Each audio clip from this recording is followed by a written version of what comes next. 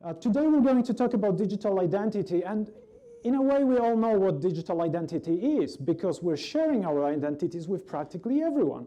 Phone companies, mobile carriers, online shopping, electricity providers, social networks, media streaming, universities, libraries, even my watch knows my profile. My travel agent knows my profile as well as my car. It adjusts the steering wheel. My house will set the temperature to the right one when I enter. Government knows sometimes a bit too much about me. My hotels, my taxi drivers, my pizza providers, sports applications, and dating sites. And speaking of dating sites,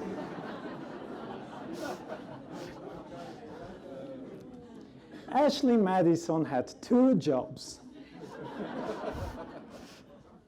Matchmaking and keeping our information private.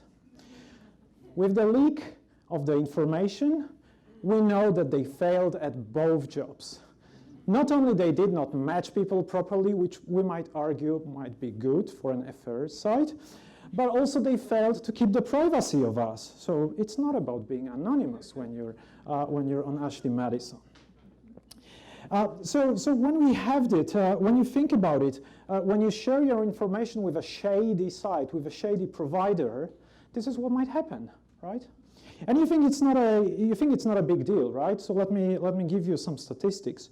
If the number of users of Ashley Madison was used as a digital maturity index, Brisbane would be top of the world, number 14. Let me give you more context. This is 10% of working age population of Brisbane. 1 in 10. Ladies and gentlemen, please look around and smile if you don't have an account on Ashley Madison.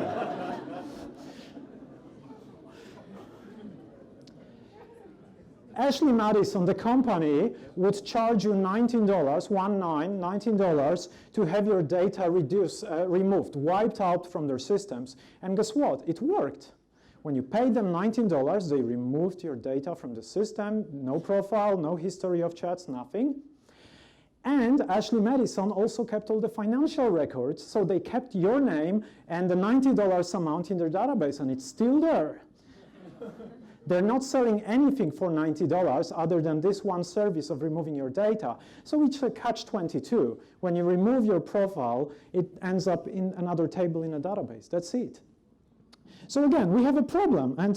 And why should we rely on other services deciding what they're going to do with our digital identity? This is a major issue that we're having at the moment, and it's only going to get worse. So one of the approaches here is to try to get back, or a question is, can we give the ownership of our digital identities to ourselves?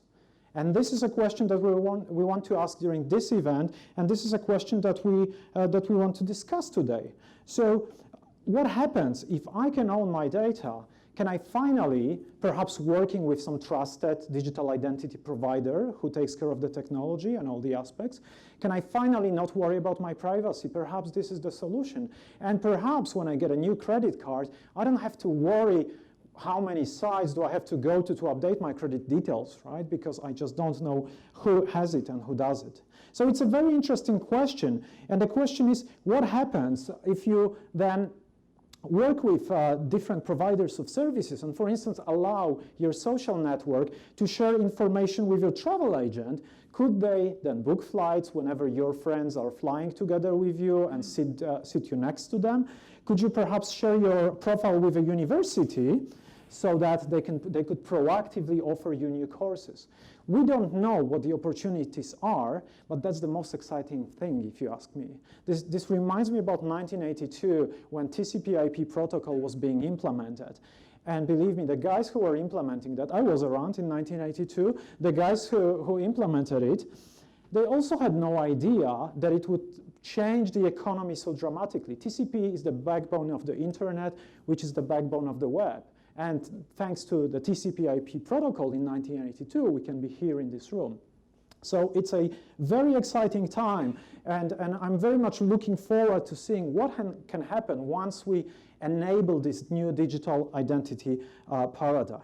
We have fantastic speakers today. The format of the workshop is such that we're going to have 4 speakers, each of them taking between 5 and 15 minutes to provide their views. We have PWC, Australia Post, MyWave, and QUT. Each of them will talk about their perspective on digital identity. But we don't want you to just listen. Here we also want you to have fun and interact. So we're giving you a couple of tools. Perhaps you've already installed this application. This is called Beacon Drive. If you have an iOS device, you can go to the App Store.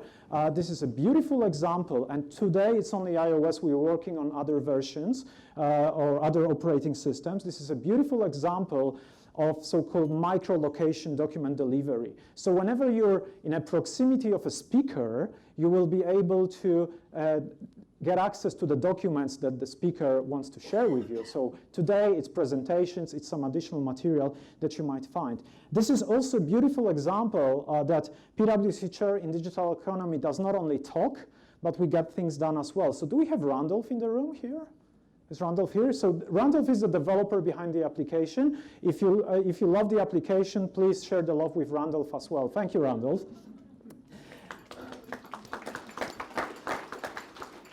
It's also an example of the wonderful talent that we have in Brisbane. And for those of you who don't know, 4 weeks ago today, I was still in Silicon Valley in Mountain View, and I decided to move to Australia, to Brisbane, because I do believe that this is the next place where great things can happen. So, you know, I'm so happy to be here. We're also broadcasting that event live. So for those friends and colleagues of yours who couldn't make it to the event, please head to our Twitter channel. You'll have the URL that you can share with them. We're on Periscope right now. We're being filmed as I'm speaking. And this is live. So ladies and gentlemen, we will also have some additional projects which are going to be presented during the networking sessions after the presentations. We'll have a short pitch session toward the end of the speeches in about an hour from now.